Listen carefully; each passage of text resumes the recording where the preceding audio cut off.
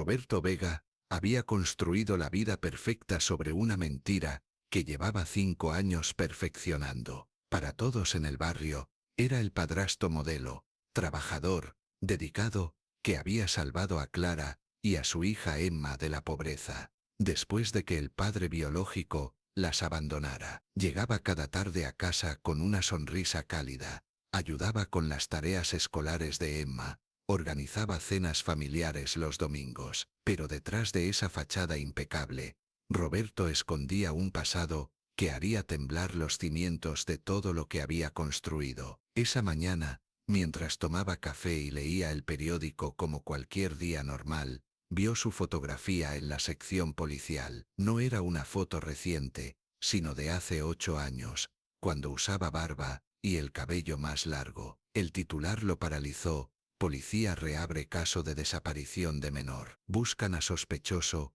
que se habría cambiado de identidad.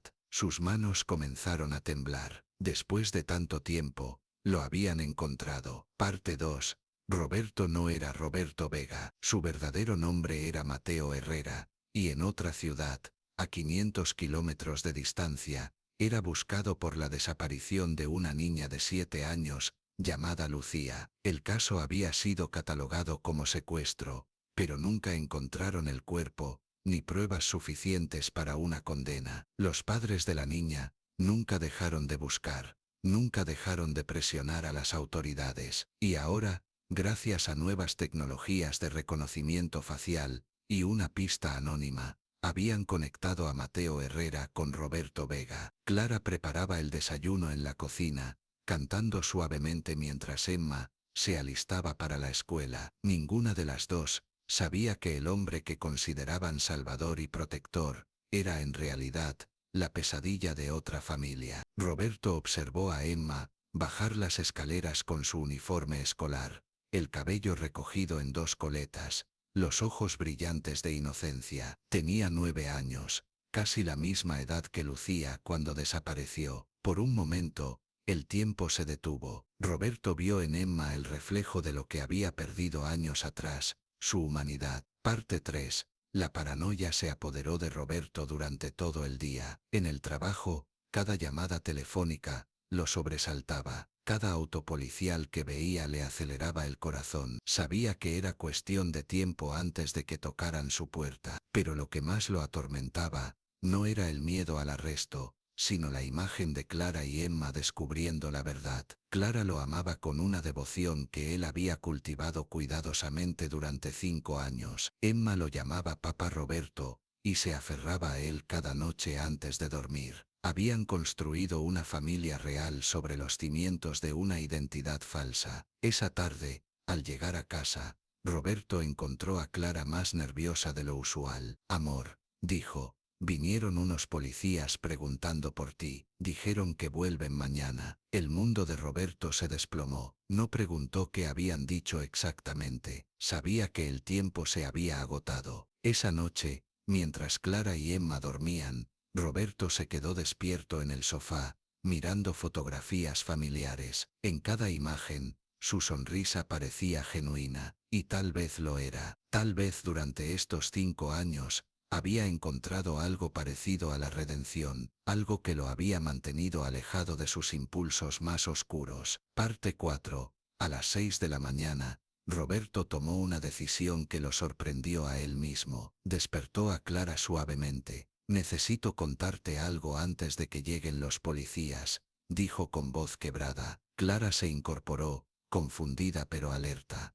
¿Qué policías? ¿Qué está pasando? Roberto se sentó en el borde de la cama y le tomó las manos. Mi nombre no es Roberto Vega, soy Mateo Herrera, y hace 8 años hice algo terrible. Los ojos de Clara se llenaron de terror, pero no apartó las manos. Una niña desapareció por mi culpa. Nunca la lastimé físicamente, pero mi negligencia, mi egoísmo, causó que se perdiera para siempre. Roberto le contó una versión editada de la verdad, que había sido el último en ver a Lucía, que había estado bebiendo, que no había reportado su desaparición inmediatamente por miedo. No le dijo que había intentado llevársela, que había calculado cada movimiento, que había huido cuando las cosas se salieron de control. Clara lloró en silencio, procesando que el hombre que amaba era un fugitivo. «¿Emma está en peligro?», preguntó con voz temblorosa. Roberto la miró a los ojos. «Nunca, jamás le haría daño. Ella y tú me salvaron de ser un monstruo». Parte 5.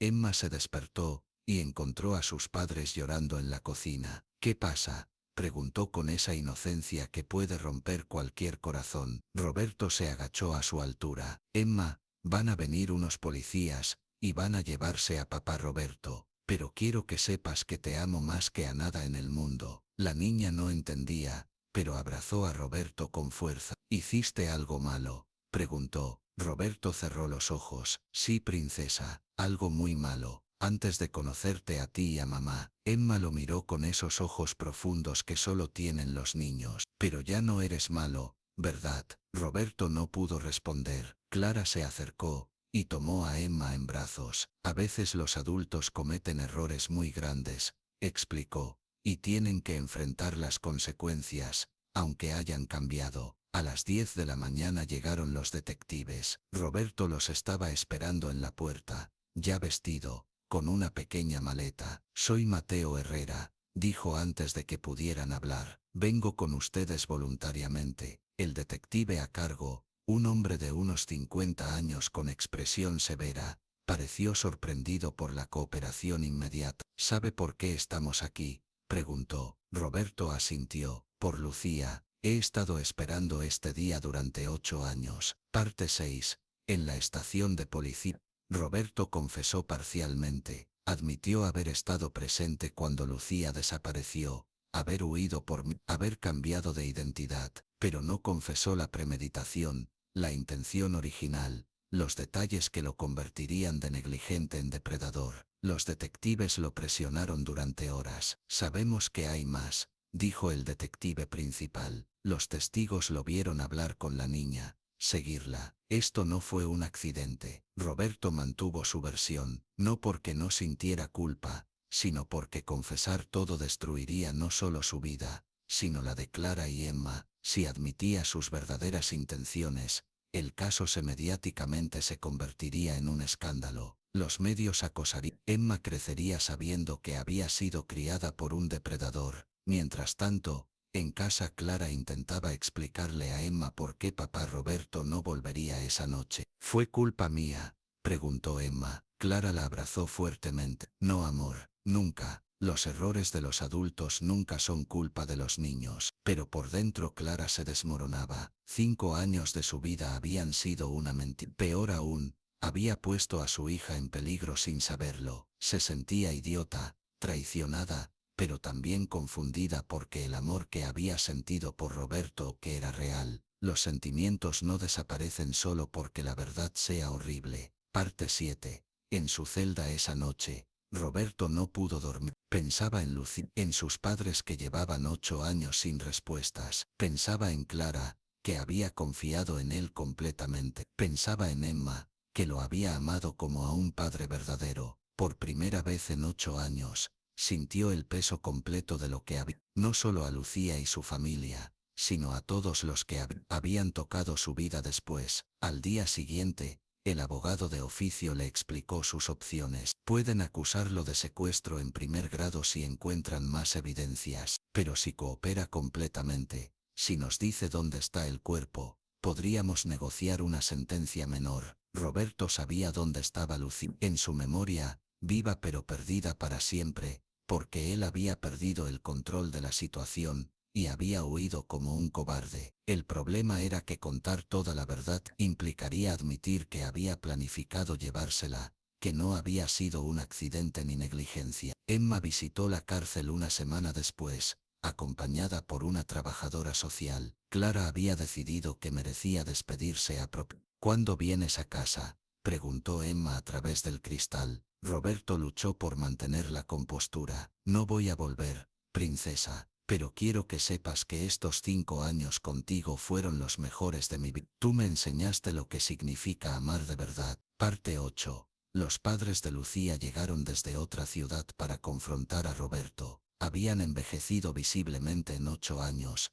llevaban fotografías de su hija, y una desesperación que cortaba el aire. Solo queremos saber qué pasó, dijo la madre entre lágrimas. Necesitamos cerrar esto, necesitamos poder llorarla apropiadamente. Roberto los miró, y sintió algo que no había experimentado en años, remordimiento genuino, no miedo a las consecuencias, sino dolor real por el sufrimiento. Ella era hermosa, dijo suavemente, y no sufrió. Eso pueden llevárselo con certeza. Era una mentira piadosa, pero necesaria. No podía quitarles 8 años de agonía y darles más dolor. El padre de Lucy golpeó el cristal. Dinos dónde está, merecemos enterrarla. Roberto cerró los ojos. No lo sé, ojalá lo supiera, ojalá pudiera devolverles esos 8 años. Esa noche, Roberto escribió 2 cartas, una para Clara y Emma, explicándoles que el amor que había sentido por ellas era real, que ellas habían sido su salvación,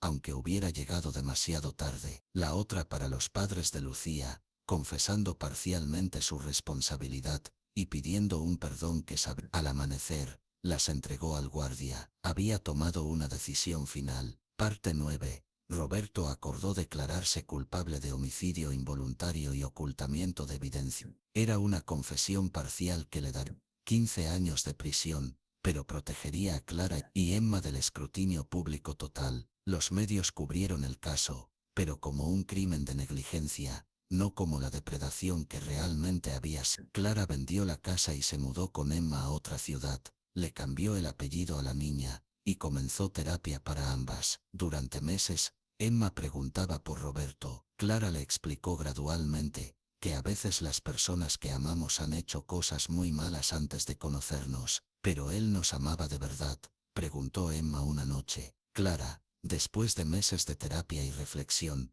pudo responder honestamente, sí, creo que sí. Y eso hace todo más confuso, pero también más humano. Los padres de Lucía nunca recuperaron el cuerpo de su hija, pero tuvieron un culpable y una explicación que les permitió cierto grado de cierre. No era justicia completa, pero era suficiente para comenzar a sanar. Emma creció y se convirtió en trabajadora social, especializándose en casos de menores en riesgo. Nunca supo toda la verdad sobre Roberto, pero su experiencia le enseñó que las personas pueden ser complejas, que el amor puede existir incluso en circunstancias oscuras, y que la sanación es posible después de cualquier trauma. Parte 10. 5 años después, Roberto recibió una carta en prisión. Era de Emma, ahora de 14 años. Papá Roberto, escribí. Mamá dice que no debo escribirte, pero necesitaba decirte algo. He estado estudiando sobre psicología criminal para entender qué pasó. Sé que hiciste algo terrible antes de conocernos, pero también sé que durante 5 años me diste el amor que necesitaba después de que mi papá biológico se fuera. No justifico lo que hiciste, pero tampoco puedo borrar los recuerdos buenos. Espero que algún día puedas encontrar paz. Roberto lloró al leer la carta. Era más perdón del que merecía,